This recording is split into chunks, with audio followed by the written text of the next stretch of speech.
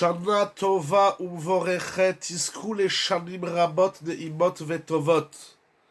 Très chers amis, c'est un immense plaisir. C'est un immense plaisir de se retrouver avec vous. Bezrat Hashem pour encore une année et plus, nous l'espérons. Bezrat Hashem, nous prions pour qu'Akadosh Baruch Hu donne une longue vie à tout le monde. Que nous entendions que des bonnes nouvelles, une vie de bonheur et de simcha et de Torah, Be'ezrat Hashem. Moraï Verabotai, attendez, il y a encore un petit réglage à faire. Voilà. Moraï Verabotai. On a passé Rosh Hashanah, merci à Kadosh Baruch Hu, Odul Hashem Kitov, que nous avons passé Rosh Hashanah, et nous nous préparons à Kippour. Kippour, nous sommes donc dans les Aseret Yemet Teshuvah, cette semaine Parashat Ha'azinu, parashat extraordinaire, comme toute la Torah d'ailleurs. Et la première mitzvah de l'année, la première mitzvah, oui, de l'année, avec laquelle nous ouvrons l'année, c'est quoi? Quelle est la première mitzvah de l'année? C'est la mitzvah de la Teshuvah. Ah, qui c'est qui entend pas? C'est moi, c'est vous. Est-ce que tout le monde entend ou il n'y a que ma mère qui entend pas? Excusez-moi. Allô, allô? Allô, il y a quelqu'un? On entend? Bon, je continue, j'espère qu'on entend. Oui, ah, il n'y a que ma mère. Ok. Très bien, merci. Alors, c'est quelqu'un qui peut l'aider. Todaraba. Hop. Je disais donc que nous ouvrons l'année avec la mitzvah de la Teshuvah. Et cette mitzvah, elle n'est pas propre d'ailleurs à Rosh Hashanah, ou à Aseret Yemet Teshuvah et à Kippour. C'est une mitzvah qui nous accompagne toute l'année. Toute notre Torah est sous le symbole de la mitzvah de la Teshuvah. Nous sommes en retour permanent. Que nous ayons fauté ou non, nous sommes en tchouva permanente. Un juif, il doit être en tchouva constante. Et là, nous sommes au cœur des Aseret Yemet Teshuvah, des 10 jours de Teshuvah. Et ce Shabbat est Shabbat Teshuvah. La Teshuvah est un programme immense, comme on le voit dans le Chumash, comme on le voit déjà depuis Adam et Caïn, sont les premiers hommes qui ont fait Teshuvah. Par la suite, dans l'histoire, il y a encore beaucoup d'épisodes. Les dernières parachiotes de la Torah, Moshe Rabbeinu, Nitzavim Vayeler surtout, il invite les enfants d'Israël à faire la Teshuvah. Ce programme immense, nous le trouvons dans les Rishonim. J'aime citer le Rambam, Rabbeinu Yonah, ou encore le Chovot Alvavot, et également tous les livres des maîtres contemporains qui se sont évertués de nous expliquer en quoi consiste la Teshuvah et comment on fait Teshuvah. Ce soir, Be'ezrat Hashem, nous allons voir ensemble le pouvoir extrême de l'homme, j'ai appelé ça du moi, le pouvoir extrême du moi quant à la Teshuvah. La Teshuvah, elle est révélatrice du pouvoir extrême que nous détenons. La Teshuvah, c'est une mitzvah de la Torah, comme on le voit dans le Rambam, dans le Sefer HaChinuch, dans les Rishonim. Mais la Teshuvah, elle va nous permettre de mettre à la lumière le pouvoir extrême que nous avons, que nous détenons, que Akadosh Baruch Hu nous a donné. Jusqu'où va ce pouvoir? Nous allons ce soir ensemble voyager à l'intérieur du moi pour en découvrir les pouvoirs les plus puissants que nous détenons. La semaine dernière, dans le shiur de la semaine dernière, qu'on peut retrouver sur YouTube, sur le chaîne de la Yeshiva, j'ai parlé d'une Gemara au traité Chagiga, d'Aftet Vav Amoud Aleph, qui nous raconte que le maître de Rabbi Meir, du nom de Elisha ben Abouya, dont par la suite on l'appelle Acher, l'autre, Acher a quitté la Torah. Pas dans le sens minime du terme, mais dans le sens extrême. Il a abandonné toute la Torah. Il transgresse Shabbat, il transgresse Kippour, il s'unit avec une prostituée, et c'est déjà énorme.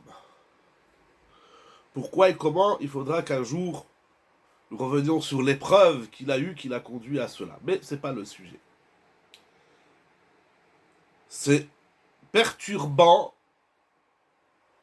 de rencontrer un homme d'une taille gigantesque de Torah qui fait une avéra. Mais ici, c'est pas qu'une avéra, c'est pas un grand maître de la Torah qui va commettre une faute. C'est un grand maître de la Torah qui abandonne toute la Torah. Rabbi Meir garde le contact avec son maître. Et il va continuer à prendre la Torah de son maître. C'est une discussion dans la Gemara. Il y a un débat. Comment Rabbi Meir a-t-il fait ainsi? En tout cas, il y a deux choses. D'abord, il garde le contact avec son Rav. Et deuxièmement, il continue à apprendre la Torah de son Rav. Tout ça, c'est étudié dans la Gemara, essentiellement au traité Chagiga, également dans le Yerushalmi de Chagiga. Mais à un moment donné, Rabbi Meir, vous vous rappelez, nous avons vu, nous allons prendre la Gemara. Excusez-moi, je prends la Gemara, mais comme elle est très grande et très lourde. Rabbi Meir lui pose la question à Marlo. Voilà.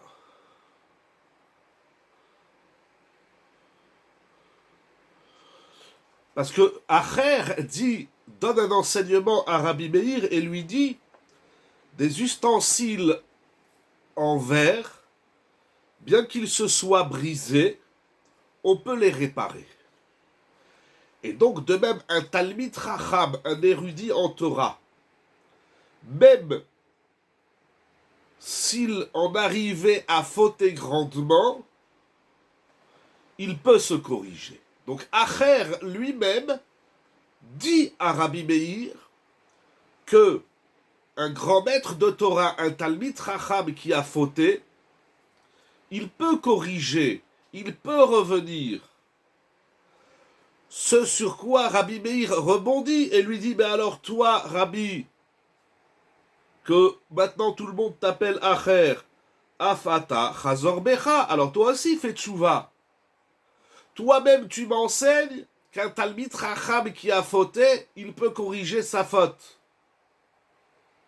C'est en soi à comprendre, c'est une étude en soi. Bon, alors si toi-même tu me dis qu'un Talmid Chacham qui a fauté, il peut faire tchouva, alors fais tchouva. Amarlo, ce sur quoi Acher répond à Rabbi Meir, Kvar shamati me'achorei apargod shuvu banim shovavim chutz mi'acher. J'ai entendu de derrière le rideau du Kodesh HaKodashim, du Saint des Saints où se trouvait l'Arche Sainte, j'ai entendu une voix qui dit, mes enfants rebelles, revenez, faites teshuva. Chutz mi acher.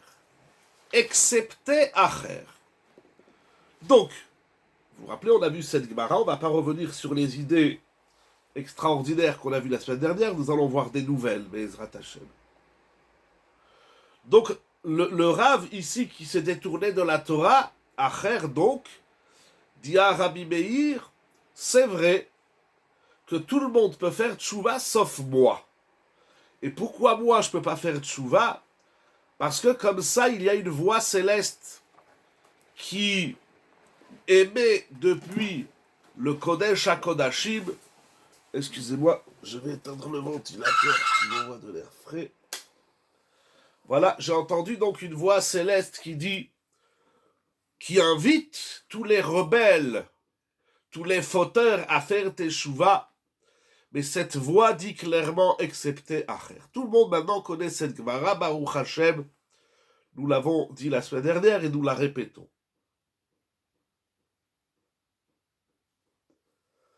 Sur place, Rabbeinu Hananel, un grand maître, comme disent les Français du Moyen Âge, il écrit quelque chose d'incroyable. Je vais essayer de le lire directement en français. Il y a une voix céleste, Bat-Kol, qui émet et qui dit « Revenez, les enfants rebelles, excepté Elisha. » Pourquoi ? Pourquoi lui, il ne peut plus faire tchouva ? C'est ça qu'il nous faut comprendre dans un premier temps. Certes, il a fait quelque chose d'extrêmement grave, d'avoir abandonné toute la Torah, et la Gemara détaille les fautes qu'il commet. Mais pourquoi ? Pourquoi ne ferait-il pas tchouva ? Pourquoi existe-t-il d'ailleurs des personnes exclues de la teshuva ? En tout cas, pourquoi Hachem Akadosh Baruch Hu dit tout le monde est invité à la tchouva sauf Acher. Je continue dire Rabbeinu Hananel Shegaloui veyadua lefanav sheno choser b'tchouva shelema leolam. Parce qu'il est connu et dévoilé en simple Akadosh Baruch Hu sait que Acher il ne ferait jamais une tchouva parfaite. C'est-à-dire qu'Akadosh Baruch Hu, il est en train de dire à Acher, si tu veux, tu peux faire tchouva, tu dois en vérité faire tchouva, mais moi, Akadosh Baruch Hu, je sais très bien que tu ne feras pas une tchouva totale. Donc il y a ici un problème, c'est que Akadosh Baruch Hu, il parle à Acher par un langage divin. Nous savons que Akadosh Baruch Hu sait tout, et nous savons également que nous avons le libre arbitre, ce qu'on appelle la Bechira. Mais s'il sait tout, et parce qu'Hachem il sait tout, alors quelle est la place au libre arbitre ? Tout le monde connaît cette question, soulevée par le Rambam, dans Ilchot Teshuvah d'ailleurs, soulevée par le Ravad, Rabbeinu Avraham ben David, et tous les grands penseurs de la Torah, tous les grands maîtres de la Torah, ils ont travaillé cette question. Donc, cette parole de Dieu, d'Akadosh Baruch Hu, qui dit à Acher, toi tu fais pas de tchouva, ça veut dire que cette parole, elle est en train d'exprimer, de s'exprimer dans un langage qui dépasse l'humain. Parce que ce que Hachem sait, nous ne le savons pas. Alors, Akadosh Baruch Hu, il est en train de parler à Acher dans un langage que personne ne peut comprendre. Comme ça, il écrit le Rambam au moins. La connaissance de Dieu est inaccessible à l'homme. C'est ce qui laisse la place au libre arbitre. Alors, Akadosh Baruch Hu, c'est incroyable ce qu'il écrit. On n'a pas fini Rabbeinu Hananel, nous allons voir. Rabbeinu Hananel dit Akadosh Baruch Hu, c'est comme ça que inspiré, c'est pas ça qu'il dit, je sais pas, Rabbeinu Hananel c'est très profond, mais je vois à travers ces mots, en rappelant la thèse de Maïmonide du Rambam, qu'Akadosh Baruch Hu parle à Acher d'un langage qu'il ne peut pas comprendre. C'est comme s'il lui dit moi, Hachem, je sais ce que tu vas faire ou non. Mais en d'autres termes, il est en train de lui dire quoi ? En d'autres termes, Acher, il entend une phrase qu'il ne peut pas comprendre, que nul ne peut comprendre. Au point que, il continue Rabbeinu Hananel et il dit She'ilu aya choser lo aya nitrad. שאין הפרגוד ננעלת בפני בעלי תשובה. Car si Acher avait fait teshuva, alors il n'aurait pas été rejeté. Car, comment il a dit, car les portes de la teshuva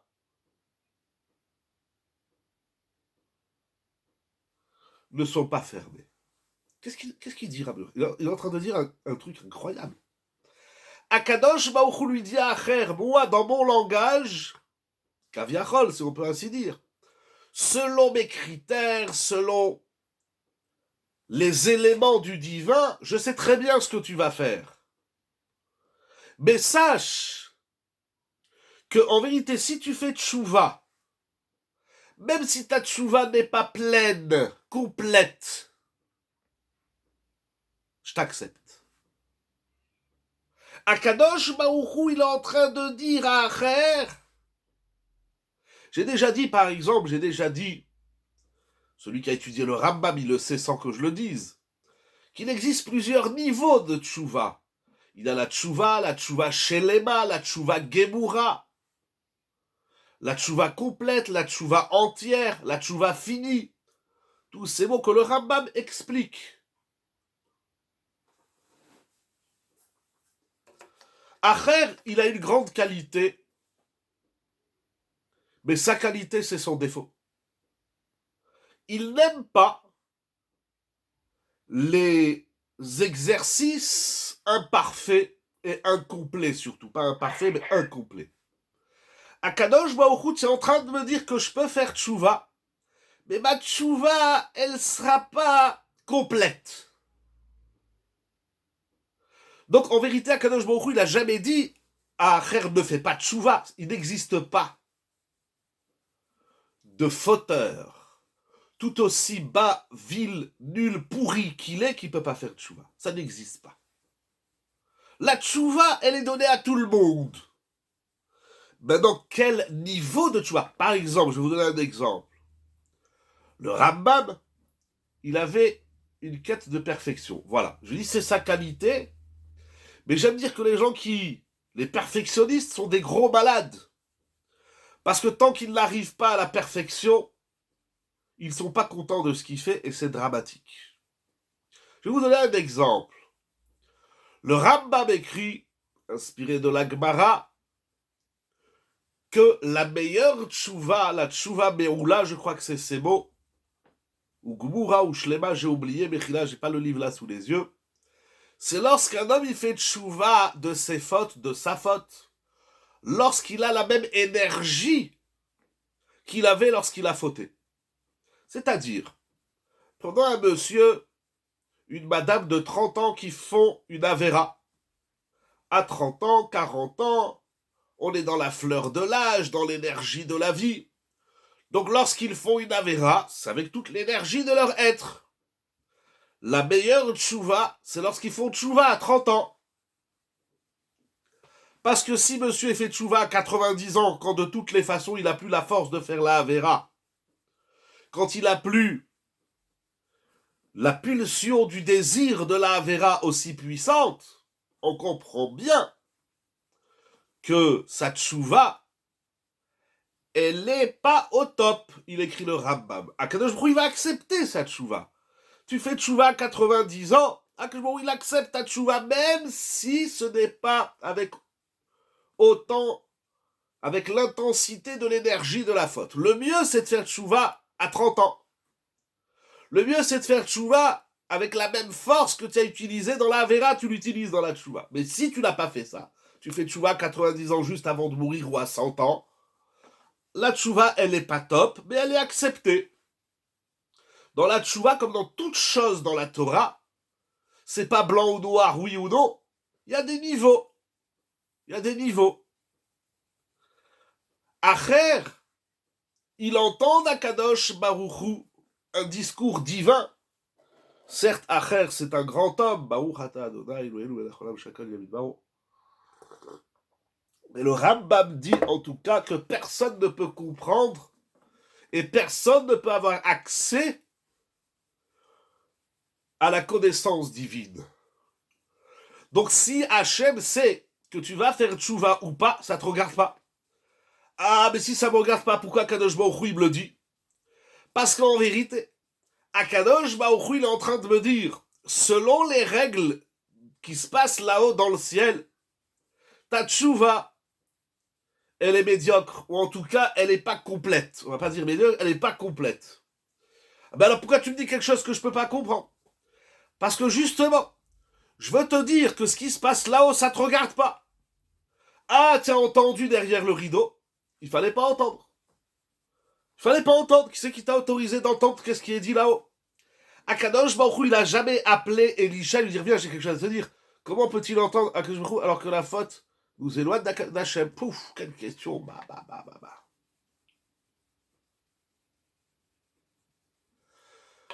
Je vais vous dire, je voulais pas rentrer dans ça parce que c'est extrêmement délicat. Je sais même pas si moi j'ai compris. Mais lorsqu'on fait une avéra, et lorsqu'on quitte la Torah de surcroît, certes, c'est un éloignement de l'homme avec Hachem. Mais il y a une différence entre celui qui n'a jamais fait Shabbat, qui n'a jamais mangé kasher, qui n'a jamais fait la Torah et les mitzvot, et celui qui a toujours fait la Torah et les mitzvot, et maintenant il quitte le système.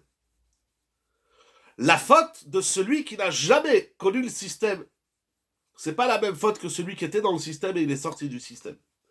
Alors oui, celui qui est dans le système et qui sort du système, c'est plus grave, parce que tu connais le système. L'autre, il connaît rien. Il connaît rien. Il sait même pas se dire quoi être juif. Il croit que Shabbat, c'est faire la sieste sous la couette. Il connaît rien. Il connaît rien. Toi, tu connais et tu t'en vas. C'est pire. C'est vrai. Mais je vais vous dire un yesod qui est extrêmement subtil. C'est que c'est vrai qu'il est sorti du système et qu'il s'est éloigné d'Akadosh Baruch Hu. Mais le niveau qu'il a atteint, il n'a pas perdu. Acher, il reste un grand bonhomme qui est sorti du système. C'est un grand bonhomme qui est sorti du système et il reste un grand bonhomme. C'est ce qu'il a entendu, ce qu'il a enseigné, ce qu'il a appris, ça il ne le perd pas. Quelqu'un qui est dans le système et qui sort du système, il n'a pas oublié c'est quoi Shabbat. Il n'a pas oublié c'est quoi Akadosh Baruch Hu. Il n'a pas oublié c'est quoi être un juif. Il n'a pas oublié le Chot Nida, Kashrut, la Shonara, etc. Il connaît les règles, mais il ne veut plus adhérer aux règles. S'éloigner d'Akadosh Baruch Hu, ça ne veut pas dire Akadosh Baruch Hu, il n'existe plus. C'est Akadosh Baruch Hu, il existe. Et je vais utiliser Akadosh Baruch Hu pour faire mes ch'touillottes. Parce que c'est ça qu'il dit après. Il dit, j'ai entendu. Je ne peux pas en dire davantage. Déjà par rapport au chiour, j'ai dû derrière Retz pour celui qui a préparé le chiour. Parce que là, c'est difficile de parler en l'absence du visuel. C'est extrêmement dac. Mais voilà, je vous dis un yesod. Lorsqu'on fait une avéra, on n'a pas perdu le niveau dans lequel on est. On reste au niveau supérieur, mais avec une avéra. Acher, il est resté au niveau supérieur. Il entend Akadosh Baruch. Mais comme je vous dis, regardons bien. C'est pas écrit qu'Akadosh Baruch il a écouté, il a parlé à Acher. C'est pas que Baruch il appelle Acher, il dit viens, j'ai quelque chose à te dire. C'est Acher qui va essayer d'entendre qu'est-ce que Hachem dit. Mais il veut même entendre ce qui ne s'entend pas. Il veut même entendre ce qu'il ne comprendra pas. Et c'est ça qu'il dit Rabbeinu Hananel. Il dit Akadosh Baruch il parle dans un langage que tu ne peux pas comprendre. Mais Akadosh Baruch quand il parle dans ce langage, il ne s'adresse pas à l'homme. Qui c'est qui t'a permis d'aller entendre? Tu utilises une parole divine pour justifier tes erreurs. Mais tu comprends rien à la parole divine. De quoi tu parles? Dis-moi, voilà, qu'est-ce que j'ai compris. Mais ne dis pas qu'Hachem, il a dit ça. Hachem, il n'a jamais dit ça. Et s'il a dit, il ne l'a pas parlé à toi. Qui s'écoute derrière les portes? Qui c'est qui t'a autorisé d'aller écouter qu'est-ce que Hachem, il pense de toi là-haut? Ça te regarde pas, c'est pas ton problème. Ah, vous allez dire, je délire, je dis n'importe quoi. D'abord, je le comprends dans Rabbeinu Hananel, mais nous allons voir tout de suite un Mefaresh qui le dit explicitement. Les gens, ils utilisent la Torah pour faire contre la Torah. C'est du délire. T'as rien compris. Les gens, ils comprennent ni l'hébreu ni le français, ils comprennent rien. Ils n'ont pas étudié la Souga, c'est écrit dans la Torah. De quelle Torah tu parles? C'est pas de quoi tu parles. Il faut faire tchouva, j'ai dit le premier point sur lequel il faut faire tchouva, c'est la conception, l'approche qu'on a de la Torah. Et par la suite du divin. Tu comprends rien. Tu prends un texte, tu comprends rien.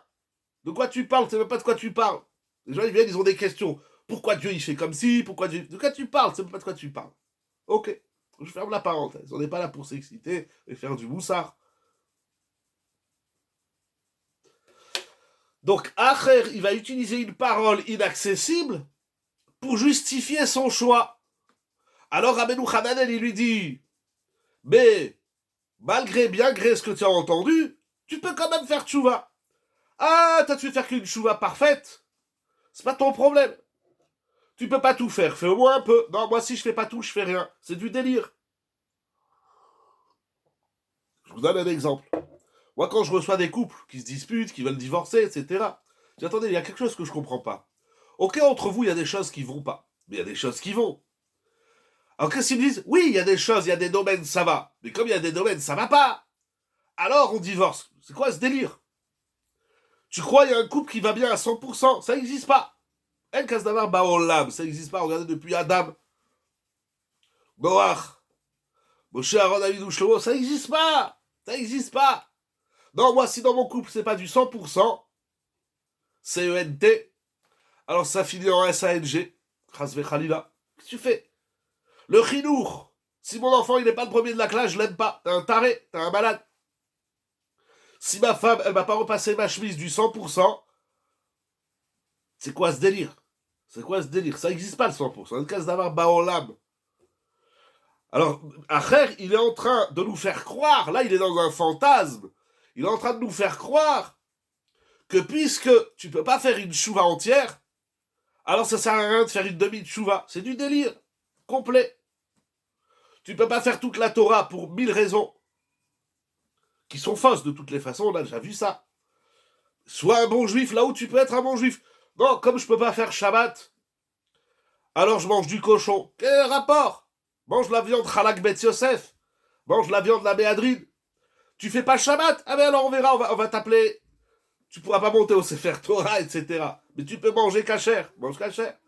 Si on devait attendre, et c'est tout ça, c'est pas possible. C'est fondamentalement pas possible. C'est pas ça qu'Hachem il attend de nous. Hachem il attend de nous qu'on fasse tout ce qu'on peut faire. Le peu avec un grand P, pas moi j'ai fait ce que je pouvais faire. Non, ça s'appelle pas faire ce qu'on peut faire. T'arrives pas, je dis aux gens, moi je le dis aux gens sur Shabbat, vous connaissez mes chitotes. Est-ce cela la définition du Benoni Chas Veshalom? Ça c'est pas ça le Benoni. Le Benoni c'est autre chose. C'est autre chose. C'est complètement autre chose le Benoni.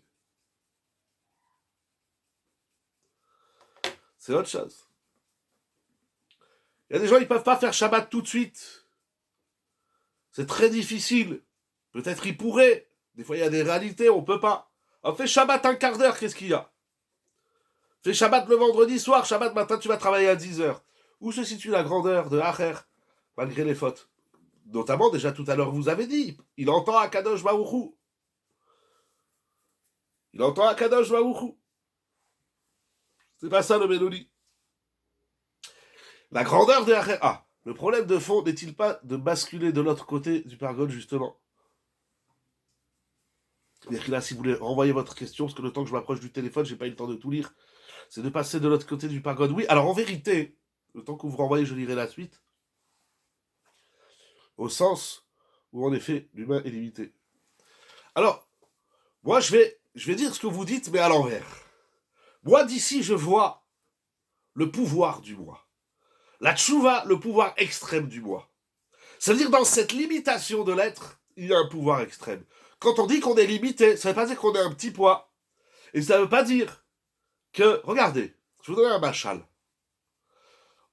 On sait que sur les routes, en France en tout cas, je ne sais pas comment c'est ailleurs, il y a des panneaux de limitation de vitesse. Donc il y a des routes où on peut faire du 50, il y a des routes du 80, 90, 100, 120, 150, etc. C'est normal qu'il y a des limitations de vitesse, ça fait des accidents, des morts, etc. Est-ce que vous connaissez une voiture, peut-être avant les Renault 5 et les 2 chevaux, est-ce qu'aujourd'hui vous connaissez une voiture qui ne peut pas aller au-delà de 150? Toutes les voitures, elles vont au moins à 220, 250, 280, 310, 320, 330. À quoi ça sert de faire des voitures qui peuvent faire du 300 km/h si de toutes les façons, dans toute la France, on n'a pas une route où on peut aller plus que 150? À quoi ça sert? Vous n'êtes jamais posé la question. Parce que vous n'aimez pas les bagnoles. Être limité, ça ne veut pas dire ne pas être capable. Être limité, ça ne veut pas dire qu'on s'arrête. Parce que Si sur la route on peut faire du 110 et tu fais du 20 km/h, tu vas te faire écraser, c'est dangereux. Faire ce qu'on peut, faire ce qu'on doit, ça ne veut pas dire rester un petit poids. Ça veut dire qu'on a un pouvoir immense à l'intérieur d'un monde limité. Et c'est ça le paradoxe et peut-être le drame de ce qu'on appelle les perfectionnistes, mais il n'y a pas que eux qui sont malades ou qui ont ce problème. Mais j'ai des cochottes, c'est le problème de j'ai des cochottes, j'ai des énergies. Ah, pourquoi on me limite? La Torah elle me limite, mes parents ils me limitent, la société elle me limite, on voit des limites de partout. Mais essaye de grandir à l'intérieur de ces limites, c'est ça le Yesod. Essaye d'avoir une voiture qui monte à 300 km/h à l'intérieur d'un système où on t'interdit de faire du 150. Et ça sert pas à rien. Absolument pas. Les limites, ça veut pas dire que tu vas rester nul. Au contraire, c'est à l'intérieur des limites que va se dévoiler le pouvoir extrême de l'homme. En Allemagne, pas de limitation de vitesse sur l'autoroute et pourtant moins d'accidents. Ok, j'ai dit en France. Je suis... Vive la France. Ça veut dire quoi? Parce que lorsqu'on dit que l'être humain il est limité, elle est où la limite, mon rêve à Botaille? Nous allons voir. Comment on grandit dans un système qui nous limite? Qu'est-ce qui nous limite pas? Tu vas aller étudier la Torah, ta femme elle te dit je suis fatigué, reste à la maison. Tu vas aller faire la tefila, c'est les enfants, il faut les amener à l'école. Tu veux étudier la Torah, c'est la société, elle te dit il faut que tu travailles 35 heures ou 48 heures ou je sais pas quoi. Tu aurais pu gagner moins d'argent, tu aurais vécu plus heureux, oui, mais il faut payer des impôts, et etc. On a toujours des tiroutines, un jour on est fatigué, un jour c'est le Covid, un jour c'est pas le Covid, etc., etc. Comment développer le pouvoir extrême du moi à l'intérieur d'un système qui est complètement limité et qui nous limite? C'est ça que nous allons voir. La limitation, elle ne dit pas que t'es nul, elle ne dit pas que t'es un petit poids. Parce que la limite, elle est où en vérité? Alors nous avons lu Rabbeinu Hananel, mais regardez le Maharsha, il le dit encore plus explicitement. Il dit le Maharsha, ne décrivez pas parce que je ne peux pas regarder le texte et l'écran une toute petite seconde.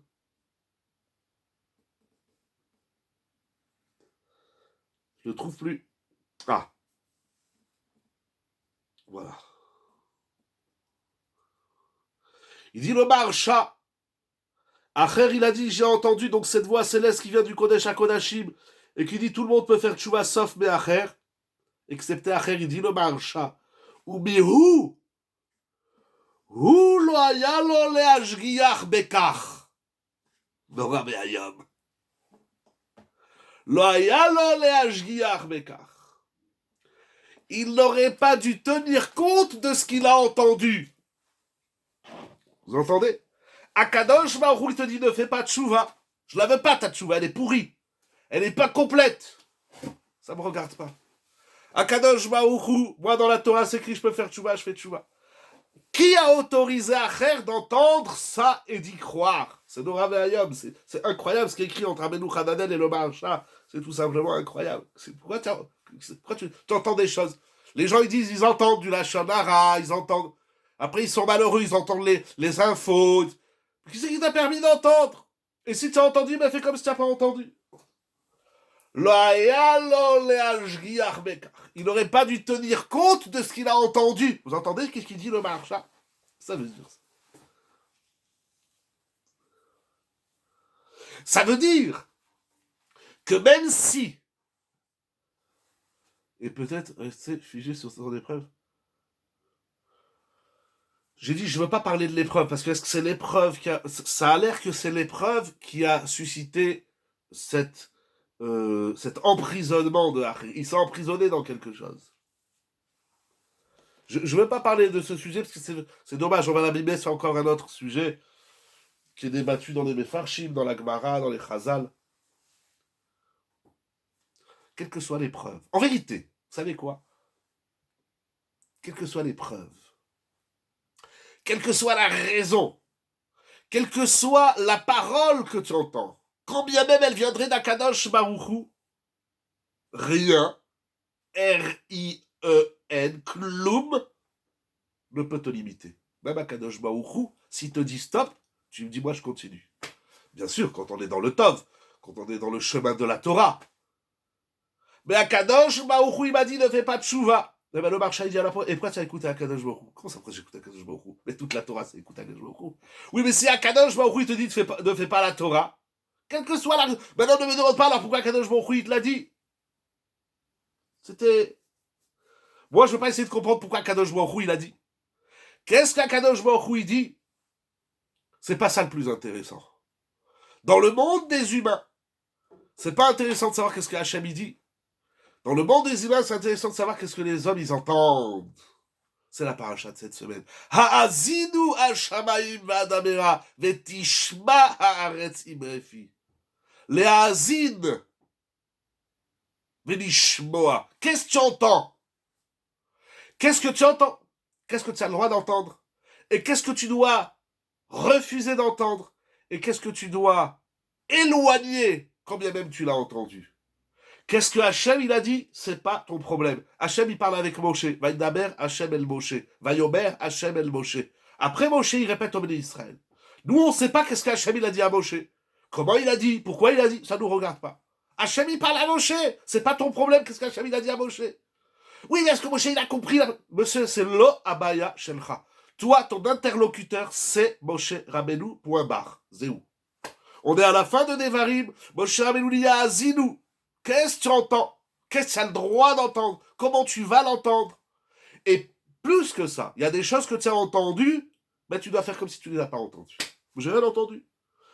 Si vous avez étudié, révisé et intégré les Ilchot Lashon Hara, vous allez voir le Chafetz Chaim, il parle de ça dans Ilchot Lashon Hara. Il y a des choses qu'on n'a pas le droit d'entendre, et il y a des choses qu'on a entendues, on doit faire comme si on ne les a pas entendues. Si je te dis que... Donc il faut entendre la Torah à la place. Est-ce que la Théoua est une étape de la Teshua? Oui, bien sûr, tout à fait. Azid. Shmoa kol shofar, bien sûr. Shomea ou ba'azid. Shema kolenu. Tout à fait. Tout à fait. C'est ça, Azidu vetishma. Azidu hashamay vetishma. Qu'est-ce que toi tu entends? Je disais le Chafetz Chaim. Si par exemple je te dis que Réhouven c'est un idiot, tu l'as entendu. Tu peux pas te défaire de ça. Ça y est, je t'ai entendu. C'est dans mes oreilles. Oui, mais toi, demain, si tu changes de rapport avec Réhouven, t'es un rachat. Dis, mais j'ai entendu. Eh ben, fais comme si t'as pas entendu. Il y a des choses dans la vie, quand bien même elles nous viennent d'Akadosh Baruch Hu, c'est ça qui est Nora Ve'ayom. Mais c'est Akadosh Baruch Hu qui m'a dit ne fais pas de chouva. Mais alors Akadosh Baruch Hu, il a bien dit à Moshe, tu rentreras pas en Eretz Israël. Qu'est-ce qu'il a fait, Moshe Rabbeinu? Il a pas dit, bon d'accord, Dieu, il a dit.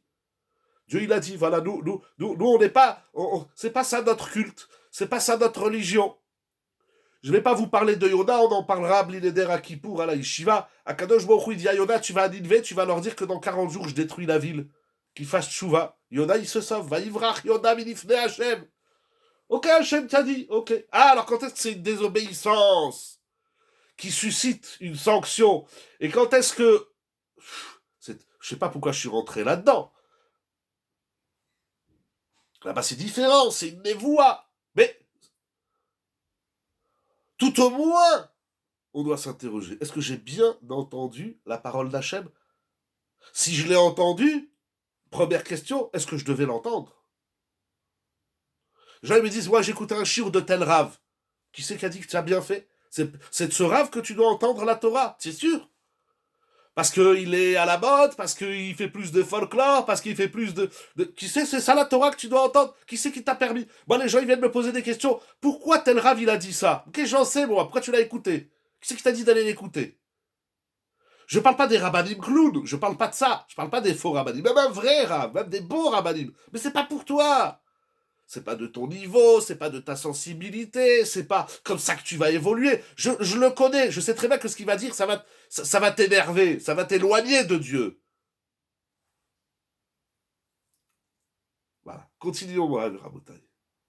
Alors là, c'est écrit dans la Torah, Hachem, il a dit, ok, mais c'est comme ça que tu dois l'entendre, c'est ça que tu dois entendre. Eh ben le marcha, il dit, ah, ben tu fais comme si tu n'as pas écouté. Pourquoi tu tiens compte de ce qu'Hachem, il a dit? C'est grave ce qui est écrit ici. La limite, elle est délicate. Alors, elle est où la limite? Nous allons avancer encore, mon rêve et Rabota, et voir d'énormes chidushim. Donc, ça veut dire que le pouvoir de l'homme, il est extrême, c'est ça la teshuva, au point de comment on va dire, c'est dur à dire, mais comment on va dire, au point de... ça veut dire comme ça. Quiconque au monde, quiconque, Kaviachol, j'ai peur de parler d'Akadosh Baruch Hu, mais même si Akadosh Baruch Hu te dit stop, tu dis non, désolé, j'avance. Il n'y a rien qui nous limite. Si ce n'est que la Torah, et encore la Torah c'est Ben Chorid, la Torah c'est même pas de la limite. Il n'y a rien. Le pouvoir de l'homme il est extrême. Mais nous allons avancer, nous allons voir que c'est encore plus que ça. À partir du moment où il y a quelqu'un, quiconque, je sais pas quoi, quelque chose dans la vie qui te dit stop, casse-toi, va-t'en. C'est Chaval Azman. Tu vas mourir, tu vas t'étouffer. Le pouvoir de l'homme, il est tel que même si tout le limite, même Akadosh Baruch Hu, il dit moi, je continue. Je continue dans la Torah, dans les mitzvot, ou Bacharta, Bachaim, je continue. Il n'y a rien qui m'arrêtera. Adme Avesrim. Et encore, même au-delà, même au seuil de la mort, et même au-delà de la mort, c'est écrit que les Talmidei Chachamim, ils vont Mechaïl El Chaïl et ils continuent d'être mitalés. Il n'y a rien qui arrête, il n'y a rien qui stoppe, rien. Ça n'existe pas. Il faut faire attention, il faut adapter la vitesse, il faut adapter, il y a une famille, mais moi j'avance. Combien de fois j'ai eu des chélottes, oui moi je veux bien avancer mais ma femme elle veut pas. Ben, avance sans elle, qu'est-ce qu'il y a? C'est quoi le problème? Ou bien, moi je veux bien avancer mais mon mari il me dit je vais trop vite. Tu vas trop vite pour lui, mais ne va pas plus. Je vais pas aller moi plus doucement pour que... Moi je vais à mon rythme. Personne, les enfants, il y a des enfants qui font tchouva. Je vous assure, il y a quelques mois, il y a un monsieur qui est venu me voir et qui m'a dit, j'ai mon fils qui fait tchouva, qui avance dans la Torah, et c'est pas la première fois que ça m'arrive, et je suis pas le seul rabbin qui s'arrive. Je dis, mon enfant, il avance dans la Torah, dites-lui qu'il se calme. Je dis, ça va la tête? Vous êtes malade, monsieur? Imaginez que votre fils est un footballeur, et il rêve d'être le number one, le Ronaldo, le Mbappé, le Zidane, le Platini, on dit dans les années 80. Et vous allez lui dire stop, pourquoi? S'il a des potentialités, moi je vais lui dire stop, mais vous êtes malade ou quoi? Tu me payes, je dis pas à ton fils stop. C'est dramatique de stopper quelqu'un dans son évolution, dans son existence. L'existence de la vie, c'est l'évolution de l'être. Toujours, de façon équilibrée, respectueuse, bien évidemment. J'aime dire qu'on doit être un extrémiste, j'ai un mot qui m'échappe, un extrémiste équilibré. On n'est pas des déséquilibrés. On fait sauter la gueule à personne, on défonce personne. On avance, mais on fait reculer personne, on limite personne. De quel droit, moi, je vais aller dire à un bonhomme, arrête d'avancer parce que ton père, il n'a pas envie que tu avances. Je dis, monsieur, vous êtes fou, quoi. Mais ça va. Tu viens voir un rave?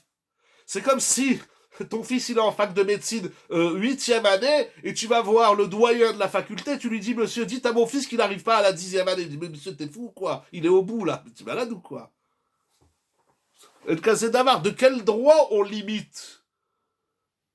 Ça, je l'ai fait dans les éléments extérieurs, les parents, les amis, la société. Mais soi-même, de quel droit je me limite?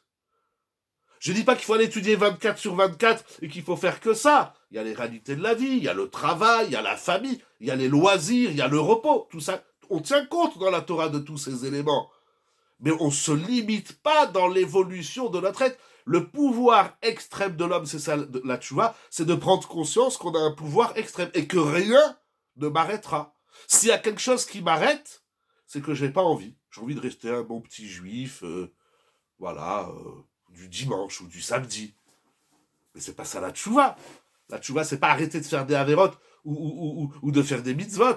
La tchouva, c'est de prendre conscience du pouvoir illimité qui nous anime, alors que nous sommes dans un monde limité et tout nous limite. Parce qu'il n'y a jamais personne qui va vous applaudir, il n'y a jamais personne qui va vous dire Hazakou Baour, etc. On s'en fout, on avance, zé ou point barre. Bref, les rabotailles, il nous reste 2 textes importants à lire, et c'est dommage, donc j'avance. Il dit Rav Dessler, dans Mirtav Be'Eliyahu, Chelek Bet, page 77. Il écrit quelque chose d'incroyable.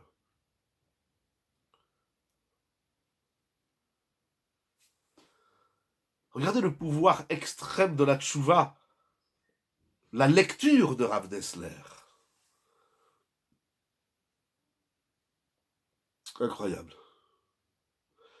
Dans toute la Torah, tout ce que nous faisons dans la Torah, Shabbat, Kashrut, Nida, la Shanara, étudier la Torah, tout ce qu'on fait dans la Torah, on a le droit, voire le devoir, de le faire même si c'est intéressé. Je vais faire la Torah, comme ça, on va me donner du kavod, ou je vais être payé, on va me donner de l'argent. On a le droit de faire ça. C'est écrit dans la Gemara, notamment Masechet Psachim, Masechet Orayot. Pourquoi? Parce que les Chachamim nous disent que lorsqu'on fait les choses de façon intéressée, il explique Rabbi Chaim de Volojine, il est d'évidence qu'à un moment donné, on va tellement s'identifier avec la Torah, on va tellement pénétrer le message de la Torah, qu'on va oublier notre intérêt et on va atteindre un niveau qui s'appelle l'ishma. Leolam ya'asok adam b'Torah shelo lishma, shemitor shelo lishma balishma. À un moment donné, dans l'étude de la Torah, dans la pratique, même si Shabbat ça te saoule et tu le fais parce que ton père t'a dit que tu le fais, mais à un moment donné, il va se passer quelque chose à travers une prière, à travers un plat, à travers un Dvar Torah. Il va se passer quelque chose dans ton être qui va, même si ça dure un court instant d'une fraction de seconde, eh ben, tout ce que tu as fait chez l'Olishma, c'était pour ce point de l'Ishma. Mais, nous dit Rav Dessler, il y a une exception à cette règle, c'est la tchouva. Lo titachen tchouva aliédé chez l'Olishma. Dans la tchouva, on ne peut pas faire une tchouva de façon intéressée. Ça n'existe pas. C'est incroyable ce qu'il écrit. La tchouva, pourquoi? Ki a tchouva tzricha lavo mitoch akarot amitiyot bifnim halev. C'est énorme ce qu'il écrit ici. La tchouva provient des prises de conscience véritables, authentiques, qui se trouvent à l'intérieur de notre cœur. Bifnim halev. C'est que la tchouva, c'est le sous-marin qui nous fait descendre dans les profondeurs, dans les abysses de notre être, où on va découvrir ce que nous n'avons jamais découvert, un point de vérité, d'une naïveté absolue et d'une pureté extrême. Donc la tchouva, elle est là. Alors je ne peux pas la faire de façon intéressée. Si je fais tchouva de façon intéressée, j'ai pas fait tchouva. Parce que la tchouva, elle touche le émet qui se trouve à l'intérieur de toi. Le émet le plus pur. Le émet le plus désengagé de toute suspicion d'intérêt soit-il. Avalat tchouva, encore une phrase. Atchouva enay la af'alat hanekuda hapnimit bebechira midat ou bekavana blea. Ou belipnimiut lo titachen tchouva. La tchouva, c'est l'interrupteur du point le plus profond de ton être, qui est le point le plus pur de ton être. Donc si tu fais tchouva et tu dis « Ah, ça c'est dur, ça j'ai pas envie, ça c'est compliqué », t'es pas... Tu survoles ton être. La tchouva, c'est ce qui te permet de t'introduire dans les profondeurs de ton être, de ton cœur. Oublie ton père, oublie ta mère, oublie ta femme, oublie ton mari, oublie tes enfants, oublie la société, oublie tout le monde entier, ton travail, oublie tout. Prends un instant de vérité. Il n'y a personne qui t'entend, il n'y a personne qui te regarde, et personne ne saura qu'est-ce que tu penses et qu'est-ce que tu veux. Mais interroge-toi de savoir qu'est-ce que tu veux vraiment faire de ta vie. Zéou. Ça, c'est la tchouva. Qu'est-ce qui se trouve? Pardon. La tefila de Kippour elle-même formule des demandes, donc l'homme y a un intérêt. La tefila, pas la tchouva. On va avancer un peu parce qu'il ne nous reste pas beaucoup de temps. Ouh là là, il est déjà... Ah, ça va, il nous reste encore à peu près 3/4 d'heure. Non, on va voir. Ça, c'est la tefila. C'est un grand problème. En vérité, vous posez une grande question. Qu'est-ce qu'on doit demander à Kippour? Là, on n'est pas en Rosh Hashanah. Rosh Hashanah, c'est une chose. C'est pas les mêmes tfilotes. Qu'est-ce qu'on doit demander? C'est quoi la tfila la plus puissante, la plus percutante de Kippour? C'est quoi? Je pose une question grave. Hein.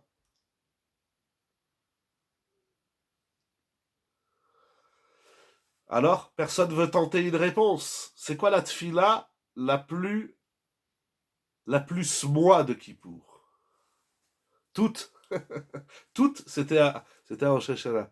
Le vidouille, non, non, c'est pas ça, c'est pas ça. Tout est important à Kippour, hein, attention, tout est important.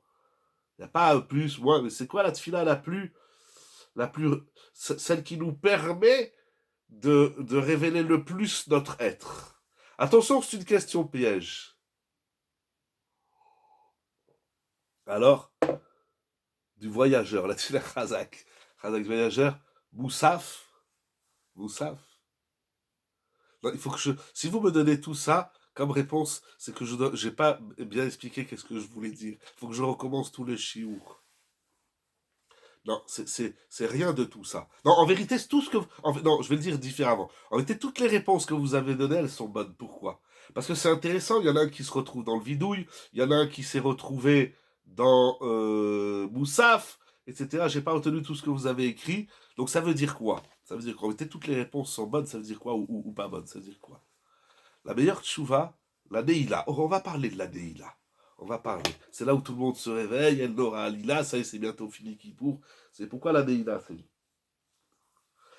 la tfila de Kippour, la plus importante, vous savez, ça peut être Modéani, ça peut être Asher Yatzar, ça peut être Hachem Sefatai Tiftar, ça peut être la première tfila Lecha Eli Teshukati, ça peut être Vayavor. La tfila la plus percutante de Kippour, c'est la tfila que tu vas dire qui va... on va appeler ça la tfila sous-marine. La tfila abysse de l'être. C'est la tfila... Non, encore plus simple. C'est la tfila qui va te permettre de toucher le point infini qui est en toi. C'est la tfila qui va te permettre de découvrir que tu as des potentialités et un pouvoir à l'extrême. Et que ce petit point-là, si tu sais le choper, si tu sais l'attraper, et après, il va falloir, dans la vie au quotidien, l'adapter. Mais à Kippour, on n'adapte pas, on le cherche. On cherche cette Nekuda de la Pnimiutalev qui va nous permettre de comprendre qu'on peut aller extrêmement loin et que rien, rien au monde ne peut nous arrêter. Alors, ceux qui vont se reconnaître dans le vidouille, j'ai pas le temps, et puis par Zoom, c'est un peu difficile de faire le travail, mais ce serait intéressant de savoir pourquoi chacun il se retrouve dans la tfila qu'il a proposé, si c'est le vidouille, la Neila, etc. Mais peu importe. Le yesod de ce soir, c'est qu'à un moment donné dans Kippour, il y a une... Bien sûr, si on comprend ce qu'on dit, si on prie Bekavana, si on passe pas notre temps à rigoler ou à parler, si on passe pas notre temps à se plaindre que il va ouvrir la fenêtre, ou bien il n'y a pas de place, on étouffe, ou j'ai pas le bon sidour et je comprends rien, on enlève tout ça. Tout ça, c'est des choses qui nous limitent. On s'en fout. Tiens, mon sidour, je te fais cadeau, tu veux un talit, je te donne mon talit, je te donne tout. Y a pas de... C'est pas ça le problème de la vie. Je veux dire, voilà, tout ça, c'est des choses qui nous freinent, qui nous empêchent d'avancer. Mais en vérité, le vrai problème, c'est pas tellement ça qu'on n'avance pas en vérité. Même ça, je dis pas bien. Tous ces freins de la vie, c'est pas seulement qui nous empêchent d'avancer. Je vous redemanderai de l'envoyer dans une seconde. En vérité, ce sont des éléments, quels qu'ils soient, qui nous empêchent de découvrir l'être que nous sommes, la pnimioute de notre cœur. On enlève tout. Enlève ta femme, ton mari, tes enfants, tout. Concentre-toi dans ton sidour et cherche le point, le point d'accès au moi qui va t'ouvrir toutes les portes du moi. Et qui va te montrer que tu as un pouvoir, que tu détiens un pouvoir et des énergies extrêmes. Comment après on va les utiliser et les adapter dans la réalité? Ravolbé déjà il parle de ça, l'atterrissage est difficile. Parce que bon voilà, maintenant je l'ai trouvé. Voilà. Le Echad. Voilà, le Echad qui en... Mais le Echad de toi. Après comment on va rattacher ça à la Dvekout, à Kadosh Baruchou, à la Vodat Hashem? Mais c'est quoi? Je reçois des couples, pardon que je parle encore de ça, pardon, juste laissez-moi, je vous demanderai de renvoyer vos questions dans 1 ou 2 minutes. Mais les gens, on ne sait pas, en vérité, ça vient pas de moi, hein, c'est écrit dans les Sfarim, Ravolbé déjà il parle de ça.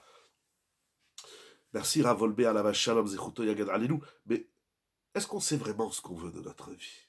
On se plaint. On se plaint, ça va pas comme si, ma femme comme ça. Je dis au couple, mais vous voulez quoi? Vous voulez divorcer? Non. Vous voulez vivre ensemble? Non. Alors tu veux quoi? C'est quoi ton problème dans la vie? Qu'est-ce que tu veux?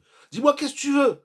Pas qu'est-ce que tu aimerais, qu'est-ce qui te ferait plaisir? Tu veux une glace, tu veux un café? Tiens, je te fais. Mais c'est quoi cette Nekuda de la plume? Voilà, la tchouva, c'est micro. J'aime pas dire chirurgical, mais c'est micro. C'est une introduction en micro dans notre être le plus profond. Voilà, c'est un sous-marin qui va dans les abysses de notre être pour qu'on y découvre le meilleur de nous-mêmes. Avant de conclure, Moraï Verabotai, c'est très profond ce qu'il écrit ici, Rav Dessler, il faut encore réfléchir à ça. Et donc, par conséquent, ça ne peut être que l'Ishma. Regardez la phrase, comment je vais la formuler, c'est très rigolo. Il faut s'enfermer à l'intérieur de soi pour s'ouvrir au soi, pour laisser notre moi s'épanouir. Ce moi le plus extrême, indépendamment de tout ce qui se passe autour de nous dans le monde. Il y a une guerre ou il n'y a pas une guerre, il y a la bombe atomique, je m'en fous. Là, maintenant, je m'occupe de moi, les où. Après, comment je vais réintégrer le moi et dans ma famille et ma société, etc., etc. Ça, c'est un autre travail. C'est pas le travail de Kippour. Le travail de Kippour, t'es quoi, toi? T'es quoi? T'es qui? Qu'est-ce que tu veux? Avant de conclure, mais alors chacun son tour, je ne sais pas par qui commencer. Si vous voulez renvoyer vos questions, vos remarques et vos suggestions, avec plaisir, je m'approche du téléphone. Hein, parce que Mechila, je ne peux pas voir, lire, entendre tout à la fois. J'arrive pas. Je ne suis pas l'intelligence artificielle, Baruch Hashem d'ailleurs. Alors, il n'y a personne qui veut revenir, hein? Alors, on peut commencer. Je ne sais pas, Adam par exemple. Ah, alors voilà, Adam il est venu. La question est piège. Alors, puisque ça peut être même en dehors de Kippour. J'ai pas bien compris. La question, elle est piège. Oui, c'est toute l'année. Ce travail, c'est un travail de toute l'année. Mais, mais, mais c'est le travail de Kippour. À Kippour, on cherche. Alors, attendez. À Kippour, on cherche qui on est. Non, on cherche le moi. Bon, vous avez compris. C'est un piège. C'est le travail de toute l'année. Toute l'année, on a. Là, c'est Kippour. On se pose même pas la question si le plat il va être cuit, chaud, bon. Si c'est pas, on mange pas. Voilà. On va pas se demander si l'eau elle est froide ou elle est chaude. On se lave pas. Voilà. On va pas se demander si nos chaussures, voilà, on arrive, comment il dit l'autre, il est gentil ce garçon, hein, on arrive à Kippour, on est, comment dirais-je, on est en costume, et puis on se pose même pas la question de savoir, tiens, je mets des lacets ou pas, on s'en fout, allez, mets des baskets en tissu, et il y a la shalom à l'Israël. Kippour, c'est ça, voilà. C'est la seule chose qu'on doit trouver, parce que vous avez dit tout à l'heure, notamment, Madame Tsipora, on doit se rapprocher d'Akadosh Baruch Hu. Mais on rapproche quoi d'Akadosh Baruch Hu? Qu'est-ce qu'on rapproche quoi? Quoi, ma cravate, je dis, tiens, voilà, je m'attache avec Akadosh Baruch Hu. Qu'est-ce qu'on se rapproche? Je me rapproche d'Akadosh Baruch Hu. Donc, avant de connaître et de se rapprocher d'Akadosh Baruch Hu, il faut connaître le jeu. On n'est pas des anges toute l'année. On n'est pas des anges toute l'année, mais toute l'année, on peut se fixer des petits moments angéliques. Mais au moins, Kippour, en vérité, si on a bien fait le travail à Kippour, alors il va nous poursuivre toute l'année, il va nous accompagner toute l'année. Il y avait d'autres personnes qui voulaient, je sais pas, Adam, hein, Mechila Rabbi Adam, je sais pas si j'ai répondu à ta question. Ah, Meyer. Alors, pourquoi, lors de notre finale de Kippour, formuler des demandes avec intérêt qui rendraient cette démarche. Mais qu'est-ce qu'on demande avec un. Qu'est-ce qu'on À Kippour, on demande une chose, à Kadosh Baruch Hu.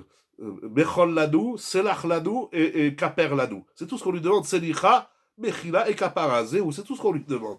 On ne demande pas à Kadosh, oh, c'est vrai, il y a les Avidou Malkenou. C'est une très grande fila, Avidou Malkenou.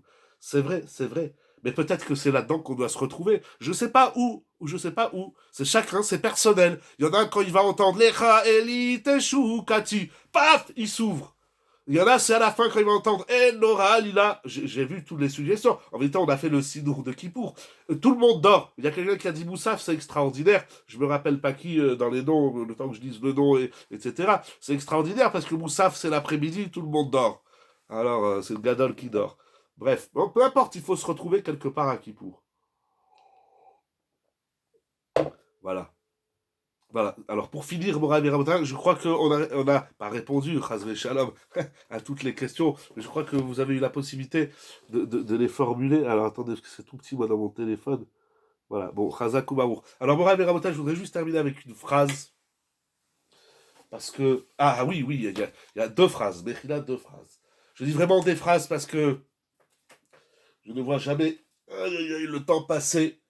Mais bien évidemment, moi, je ne peux pas passer un jour de ma vie sans lire une phrase de Rav Volbe à la Shalom. Regardez qu'est-ce qu'il écrit Rav Volbe. C'est horrible parce que je vais un peu l'abîmer, mais si vous avez Aléchour, Chelekbet, page Tav Memalev, page 441, il dit la chose suivante. Je ne sais pas par où commencer. Bon, une phrase. À la fin, Mechila, je vous demande pardon, je demande pardon au Rav, je ne peux pas faire toute la démonstration. Il dit comme ça, les 5 tfilotes de Kippour, donc Arvit de l'entrée de Kippour, Shacharit, Mincha, Moussaf et Neila, les 5 prières de Kippour correspondent aux 5 parties de la Neshama, qui sont Nefesh, Ruach, Neshama, Chaya et Yechida. Et il se trouve que la Neila, donc Madame Simra, je crois que c'est vous qui avez dit la Neila, vous avez gagné, d'après Ravolbe. La Neila correspond, donc on commence Arvit, c'est Nefesh, Shacharit, Ruach, Neshama. Tout ça, il faut expliquer, c'est pas de mon domaine, et je ne vais pas aller là où je comprends rien. Mais regardez qu'est-ce qu'il écrit. Donc la Neila correspond à la Yechida, qui est le niveau le plus suprême, le plus élevé de la Neshama, qu'on ne peut comprendre et avoir accès seulement si on a fait d'abord le travail de Nefesh, Ruach, Neshama et Chaya. Mais il dit comme ça. C'est pas tant de rentrer dans tout ce qu'il dit, mais c'est le concept, l'idée qui en ressort. Et il dit, c'est quoi Yechida? Asher bechadre chadarim, qui, en vérité, dans l'antichambre, c'est dans l'intériorité la plus profonde de l'être, de la neshama de l'homme, il y a un niveau qui se trouve au-dessus du libre arbitre. Il y a un niveau qui s'appelle, vous avez dit Echad aussi tout à l'heure, Yichud levavenu leava ou leira. Au moment de la Neila, s'éveille ce point, en vérité c'est le point de connexion d'avec Akadosh Baruch Hu. Et donc Rav Dessler il a dit c'est comment j'ai appelé ça, c'est le sous-marin, tu vas trouver l'interrupteur, une fois que tu appuies sur l'interrupteur, tu t'ouvres à toi, tu t'ouvres à Kadosh Baruch Hu, et tu t'ouvres au monde. Et lorsque ce point-là, il dit Rav Volbe, il se réveille, Yesh leat piso miyad, il faut l'attraper tout de suite. Et parce qu'il ne faut pas le laisser s'échapper. Si tu te laisses échapper, tu vas devoir revenir l'année prochaine, mais Ezrat Hashem. On veut tous revenir l'année prochaine, mais en avançant, pas toujours les mêmes. Pas toujours la même tronche, ça veut dire on avance. Ah, alors qu'est-ce qu'on va faire? On attrape cette Nekuda, on attrape ce point. Ah, il y avait une autre question qui a été soulevée, on va voir. Je l'attrape et je dis, cette année, alors je vais le saisir. Parce que si je le saisis pas, il s'envole, il s'évapore. Et après, vas-y le rechercher, le retrouver toute l'année, comme vous demandez. Ah, alors je vais prendre sur moi quelque chose. De pas spécialement grand, c'est pas je vais jeûner tous les 10 jours. C'est pas des choses comme ça. Mais je vais pas dire de la Shonara 5 minutes par jour. Pendant un mois. Et tous les mois, je vais rajouter 5 minutes. Je vais prendre sur moi de me taire pendant le Kaddish. Je vais prendre sur moi de venir tous les dimanches matin prier et étudier la Torah. C'est pas compliqué le dimanche, il n'y a rien à foutre à part que d'être un bon juif. C'est plus facile d'être juif d'ailleurs le dimanche que le Shabbat, c'est dramatique en France. Mais bon, je prends sur moi le Shabbat, je vais aller à toutes les tfilotes de Shabbat. Chacun y trouvera son exemple. Là aussi, qu'est-ce qu'il y a de mieux à faire? C'est très personnel. Bref, je ne vais pas m'attarder, c'est très profond ce qu'il écrit Rav Volbe, mais il y a cette idée que je voulais vous montrer entre Rav Volbe et le Mirtav Be'Eliyahu, qui veut que dans Kippour, à un moment donné, il faut trouver le point du moi le plus profond, le plus pur, le plus intime, le plus élevé, le plus moi, j'ai envie de dire. Le point du moi qui est le plus moi. Je voudrais juste terminer, inspiré d'une petite histoire que raconte Rav Sasson dans son feuillet de cette semaine, Beor Panecha. Une petite histoire, elle est courte, et il en sort une illustration de ce que nous avons dit. Je l'ai lu tout à l'heure. Il y a Monsieur Pinchas, qui est sur la route, on a parlé des voitures, et puis, à un moment donné, il tombe en panne. Alors il sort de la voiture, et puis il voit que c'est un pneu qui a crevé.